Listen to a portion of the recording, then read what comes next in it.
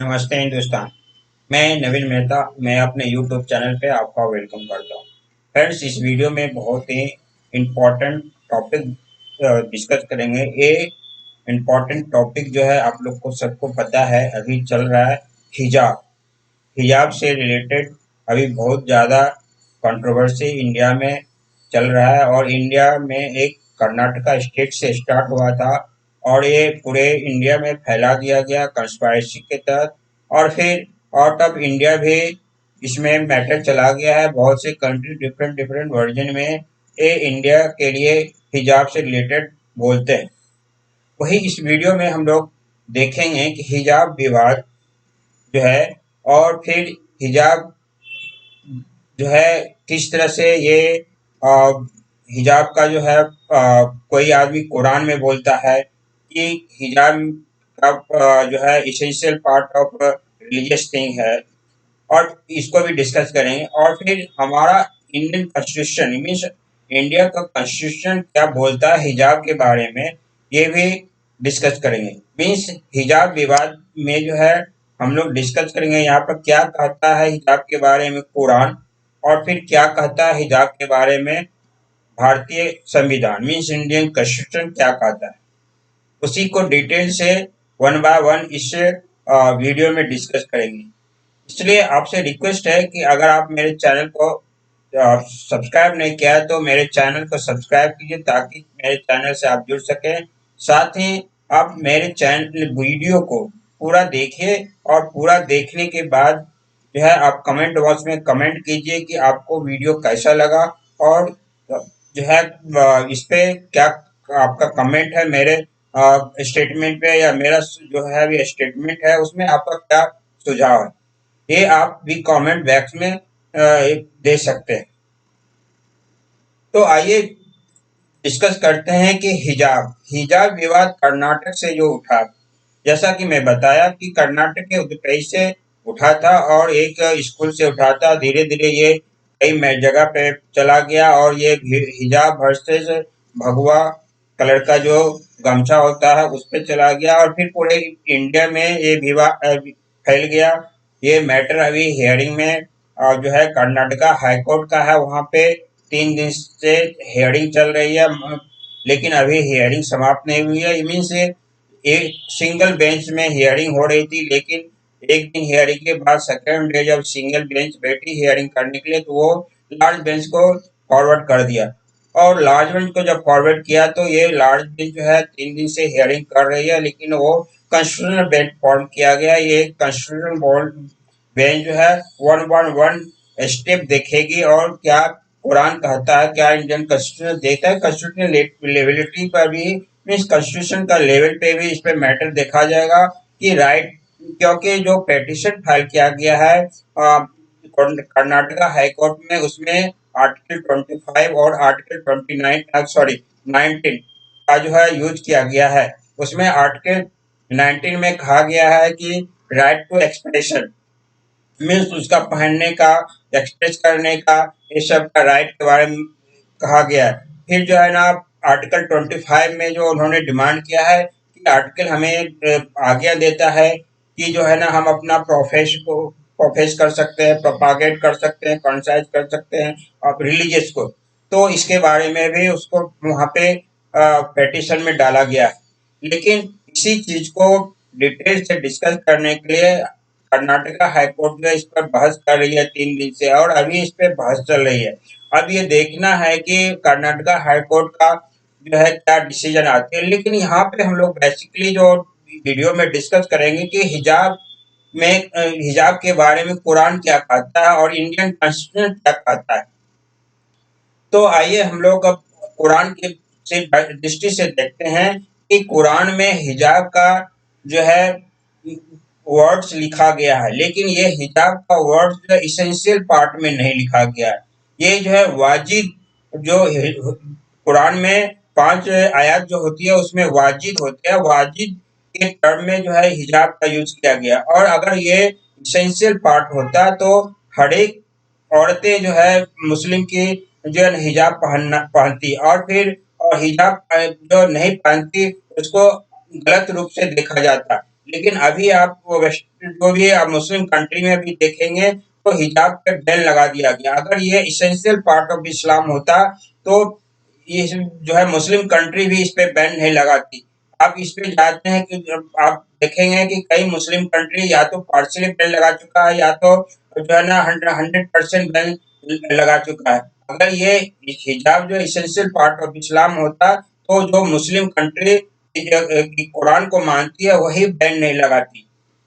First thing ये है। Second thing है कि अगर अगर मुस्लिम महिलाएं अगर जो हिजाब नहीं पहन रही है उसको सोसाइटी मुस्लिम समाज में उसको गलत निगाह से देखा, लेकिन ऐसा नहीं देखा जाता है। अभी आप किसी कंट्री में आप जाएंगे कि तो देखेंगे, अफगानिस्तान जाएंगे तो अफगानिस्तान जब तालिबान के कंट्रोल में नहीं था तो उस समय में वहाँ की लड़कियां मॉडर्न ड्रेस में वेस्टर्न ड्रेस में थी। और अभी तालिबान जो आ गया तो यहाँ पे ये जो है वो हिजाब का जो है यूज करने के लिए फोर्स करने लगा तो फिर वो लोग विरोध कर रही है।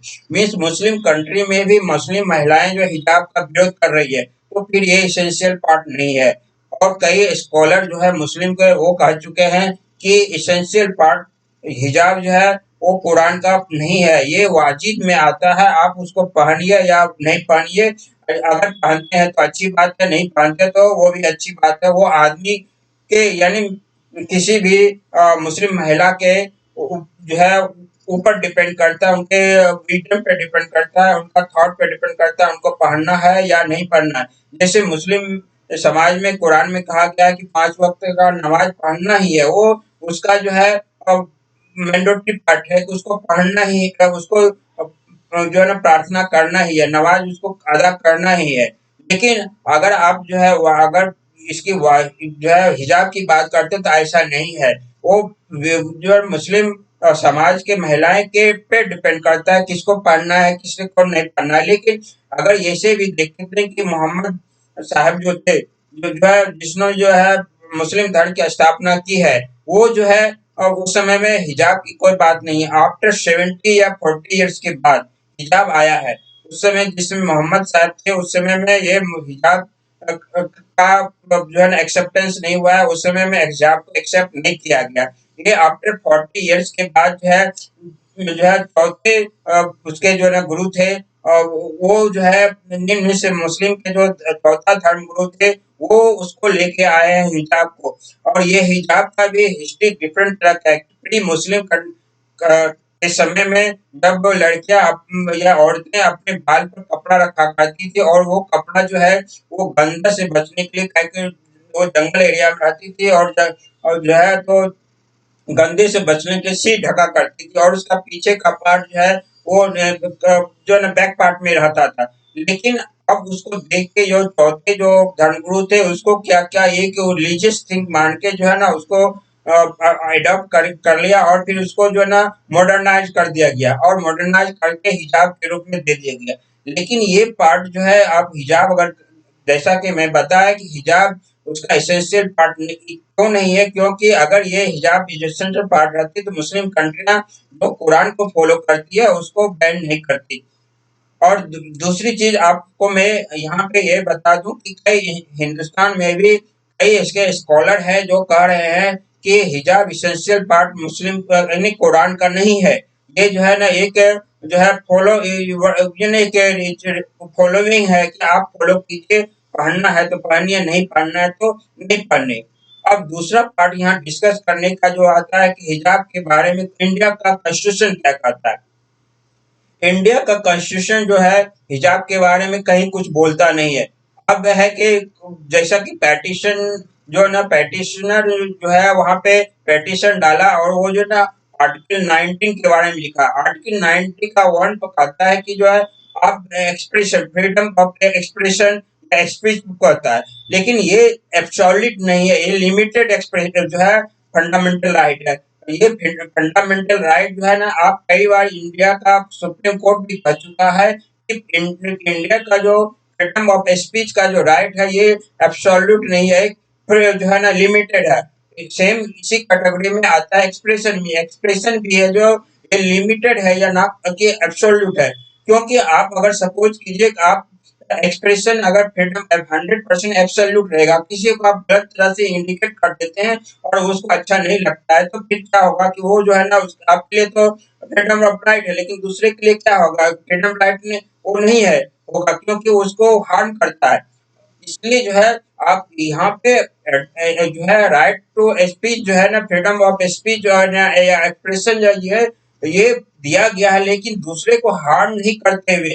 तो मॉरलिटी पे भी डिपेंड किया गया है कि मॉरलिटी किसी का हार्म नहीं होना चाहिए, आप अपने मॉरलिटी में रख के जो है ना रह के पब्लिक ऑर्डर को भी नहीं हो, इसको हार्म होना चाहिए। आप फ्रीडम ऑफ स्पीच कहते हैं तो इसका ये अर्थ है कि पब्लिक ऑर्डर आप जो है ना स्पीच के नाम पे पब्लिक ऑर्डर आप को डैमेज कर सकते हैं या मॉरलिटी को डैमेज कर सकते हैं। तो इस तरह से कई बार सुप्रीम कोर्ट भी कह चुकी है कि ये फ्रीडम ऑफ राइट जो है ये 19 जो है फंडामेंटल राइट ये लिमिटेड है, ना कि एब्सोल्यूट है।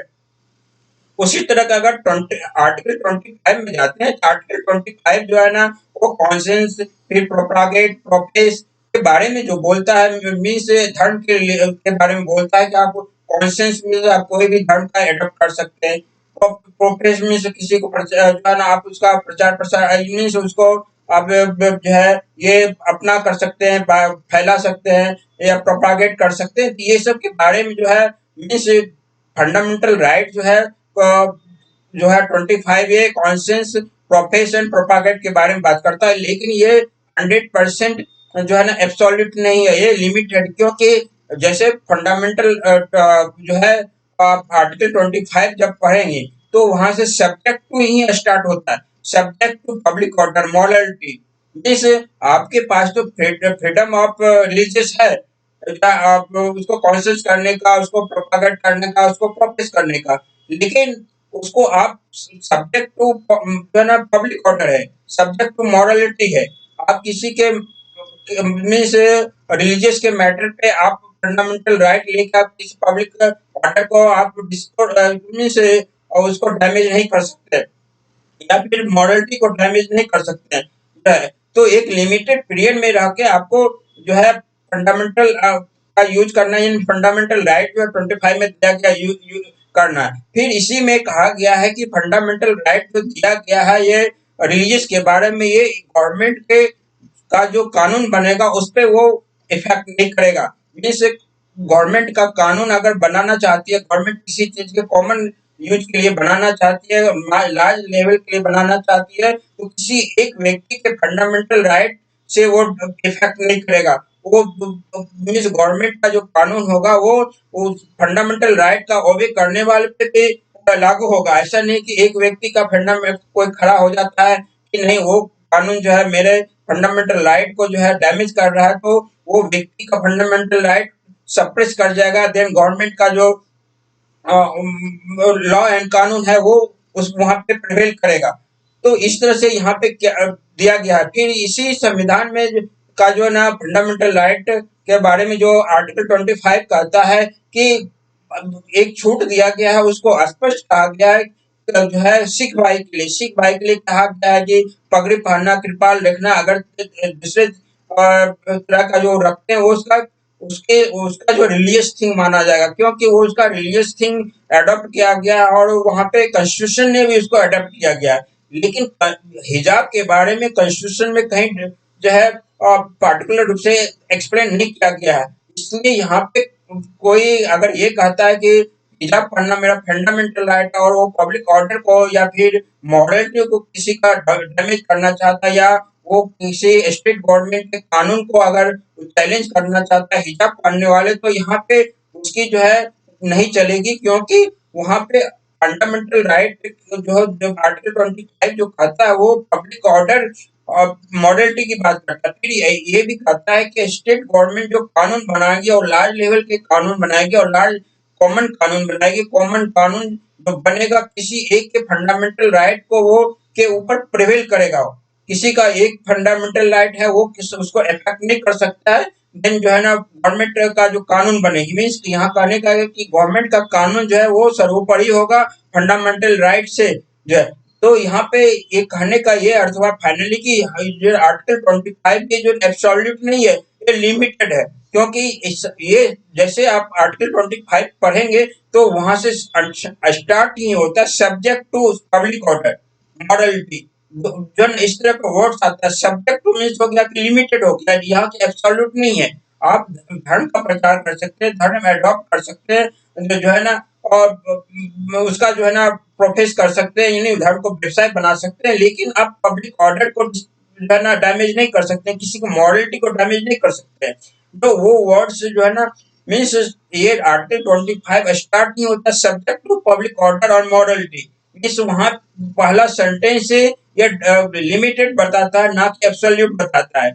तो फ्रेंड्स इस वीडियो में हम लोग यही देखा कि जो है आर्टिकल 19 मीन्स आर्टिकल 19 और आर्टिकल 25 जो है भारतीय संविधान का ये एब्सोल्यूट पावर नहीं देता है पब्लिक को, जबकि ये लिमिटेड पावर देता है पब्लिक को। ये लिमिटेड फंडामेंटल राइट है, एब्सोल्यूट फंडामेंटल राइट नहीं है। इसलिए जो हिजाब पहनने वाले हैं वो अपना फंडामेंटल राइट को एब्सोल्यूट नहीं मान सकते हैं। कॉन्स्टिट्यूशन ये लिमिटेड है उनका। और आज पर आर्टिकल 25 गवर्नमेंट जो रूल बनाई है, मीन्स कर्नाटका गवर्नमेंट जो रूल बनाई है वो रूल प्रिवेल करेगा, और जो डिमांड है उस हिजाब पहनने वाले की उसके ऊपर। और इसके अनुसार ये हुआ कि हिजाब पहनने वाले को इंग्लिश जो है स्कूल का रूल फॉलो करना पड़ेगा और ड्रेस कोड को फॉलो करना पड़ेगा। तो फ्रेंड्स इस वीडियो में इतना ही। अगर मेरा वीडियो इंफॉर्मेटिव लगा तो मेरे वीडियो को लाइक कीजिए, शेयर कीजिए, साथ ही मेरे चैनल को सब्सक्राइब कीजिए, जिससे कि आप मेरे चैनल से जुड़ सकें। Thank you. जय हिंद।